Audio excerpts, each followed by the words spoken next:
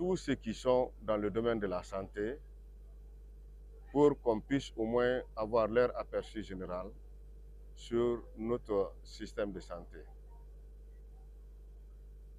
J'ai dit que le cadre réglementaire a été respecté du niveau central jusqu'au niveau déconcentré. L'enquête a révélé des manquements et des dysfonctionnements de notre système de santé. Les manquements et les dysfonctionnements sont d'ordre non seulement politique mais administratif.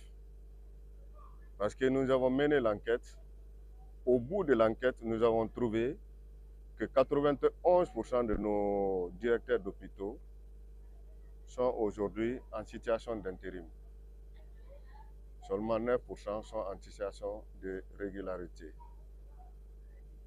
Et l'enquête aussi a révélé que la perception que les professionnels de santé, de façon globale, ont pour notre système de santé est aux alentours de 91%. Ça veut dire quoi? Ça veut dire que de façon directe, 91% des professionnels de santé aujourd'hui ne se reconnaissent pas dans la gouvernance actuelle. Seulement 9% sont... C'est-à-dire quand on prend par exemple le taux de perception des médecins, c'est aux alentours de 83%. Les pharmaciens, c'est dans les 93%. Et si nous prenons par exemple les biologistes, ça va au-delà de tout ça.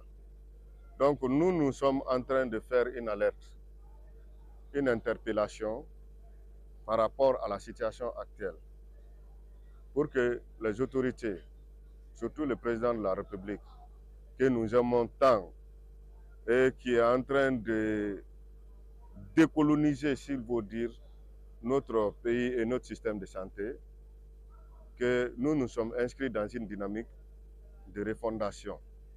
Quand on voit des dysfonctionnements et des manquements, l'essentiel, c'est d'aller directement vers les professionnels pour connaître leurs perceptions.